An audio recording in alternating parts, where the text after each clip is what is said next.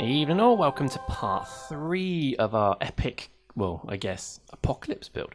That's it, that's what we're building there, minus the mining lasers, obviously. And yeah, it's going well. It's a lot of work. Look at that. Already the subframe is taking shape, and the game's running quite well. And I think this certainly shows that there is potential, certainly, to build things this big without too much trouble. I think definitely worth a go. But anyway, let's recap. So we're building the hull of this mighty thing. We haven't even thought about the inside yet. I don't even know what we're going to do with that, but in due course that will come. I think at the moment it's really just about getting the thing looking like an apocalypse outside, and then we can basically do something from the inside. Now, what I thought I might do just at this particular moment is talk about maybe how ships are built in Eve, because I think this has always been a bit of an annoyance for mine, that they could have done so much more. And let me explain. When shipbuilding came into Eve, it was effectively done on an incredibly simple level. So as I'm sure you know, you basically have 7 minerals, and you mine various different asteroids to get a collection of these minerals. And then you have a blueprint. You combine the blueprint with the minerals and a factory slot, and then everything's done for you. So all of this hard work we're doing here is done by the minions in the spaceship in the station. And to be honest, they build the ship within like 4 hours. So they must be a lot better builders than we are. Of course, it's unrelated. But I always thought that was a bit of a shame. I thought they could have done way more with that. And they did. When the TAC 2 part came out, you all of a sudden had a much more kind of difficult, complex tree.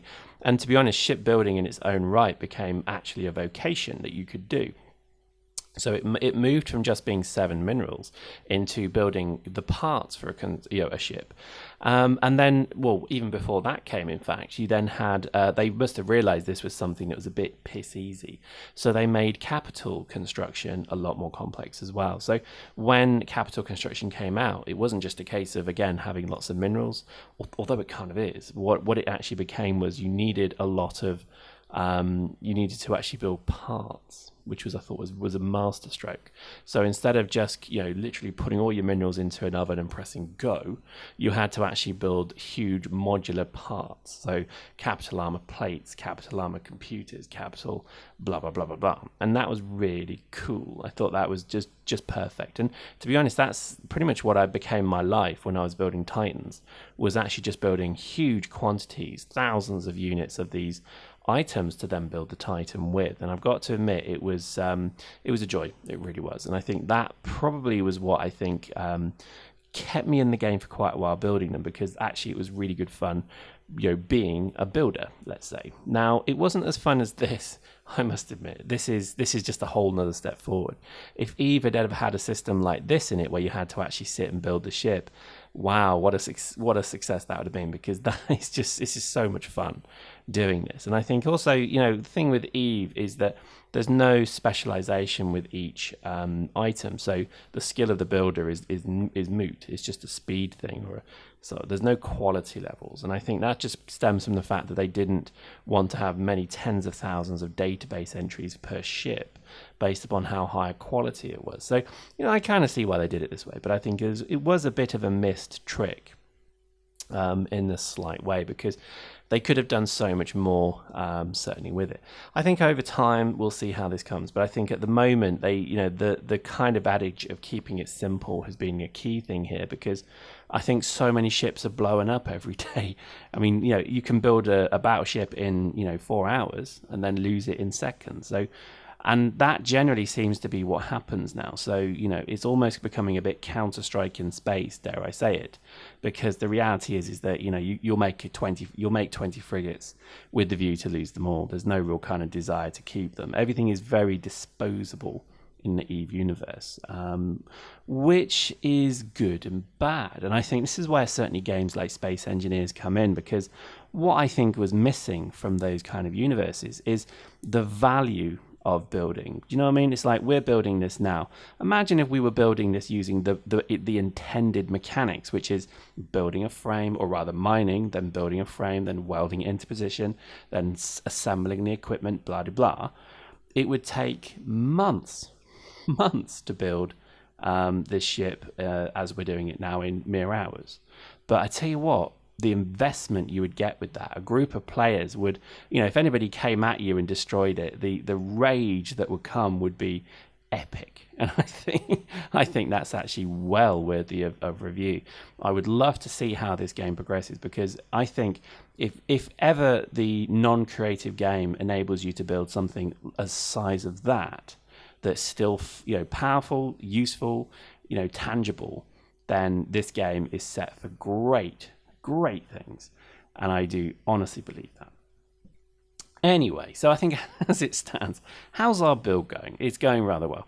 We, pretty much at this point, I think we're really just sealing the ship now. And again, we're still missing some like engine piece at the back, so there's the engine parts. But again, you don't need to have actual engines on the side of the ship. You can have an illustrative or graphical engine, and then inside build the modules that you need. This thing is not going to have any problems with space inside, because we're going to be able to do quite a lot in there. Now, again, I've said in a previous video, I'd love to fit this ship out. As I did the flagship, literally have a level per deck. So start on the bottom, then you put a layer of internal blocks, then you've got a deck, then you do another one above that, which is another deck, then you've got another space. So you just literally space it one per one. You could have, dozens of decks on a ship this size, but the question is, what on earth would you do with it? This, alone could, host basically, or house hundreds of space engineers, quite honestly, because you would have the quarters, the refining capability, the hangar space for dozens and dozens of ships, and enough power for God knows what. It's almost effectively a mini station, and maybe that's the way to think of this, is that it's kind of becoming a movable, huge station. And in EVE terms, this is still only a battleship, so there's much bigger ships above this, so hopefully that gives you some scale of the thing here, because a Titan is, you see how long this is. A Titan is probably about 20 times as long. So calling this series Titan Builders was ambitious, I will admit that now, but I'm going to give it a go. I think eventually, once maybe the game's optimized a bit more, we could be seeing builds that just span like sectors. I honestly do think that, and I think it just needs to be optimized to the point where, it's got to be possible, because look at Minecraft can host millions of blocks. You don't see them all, but they're there. Literally when you spawn in, they're all there around you, and it's really and I know it's obviously not as high graphics, but there must be something that makes this game slow down. It could be the voxels of the asteroids, perhaps. I don't know. You tell me, but post in the comments if you know what it is. But I think there has to be, at some point, maybe in 5 years' time, the computing power from processors will be able to do 10 times what you see here, very likely. I'm running a processor that's almost 7 years old now as well, so it's not exactly a modern computer I've got anyway. I think the thing that's saving me here is I've got a lot of memory in this thing, so I think it's things like that do help. But I'm really excited. I think these are the games that you kind of yearn to play. Certainly I do. I know a lot of people just want to killy bang, shoot, death, kill. In which case I'm with you, because I also do like those things as well. I partake in those things as well. But what I do enjoy, I think, is a game that really just gets the reward part of it right. So literally, when I fit out that flagship, the reward of that was just this sense of, wow, I built this. And that was quite a unique feeling, I will tell you. And I think that's unusual in gaming at the moment, because a lot of it really is just about, here's a facilitated ride, enjoy it. Or here's an RTS, but these are the mechanics, stick to them. Do you know what I mean? Very few games really kind of give you that thing where it just says, there you go, there's a pen and paper, off you go. And there are a few, obviously, rules. There's a few kind of mechanics, but in general, I would say that they're looking to actually reduce, mechanics as much as they can. It's a bit of a debate. It's almost like democracy. Do you have like a government who get really involved with your shit, or do you have a government that leaves you alone and gives you the opinion that you can do it yourself? It's that kind of thing. And I think it's almost like gaming developers have two different thoughts here. So Eve, for example, they provide a playground and you go about playing it, or at least they used to. I think they're moving towards more facilitated stuff lately, certainly from what I've seen.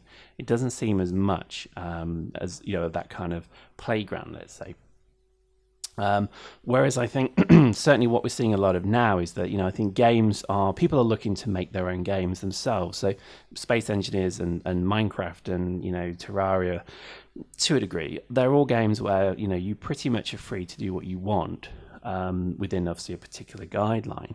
But the reality is that's what most people are quite happy to go and do. So, you know, post in the comments, tell me what you think about this. I really do like games that give me control of what I can and can't do. It's the whole thing of Dust. I know I've said this many times about Dust 514, but my issue with Dust is that, you know, it's such a facilitated shooter, it's getting a bit, you know, annoying in a way, because you want to almost play a game where, you know, all right, do you know what? I don't want to go and shoot the Reds this time. I'm a bit bored of that. I want to go and do a race with tanks. And that's it. And that's the difference.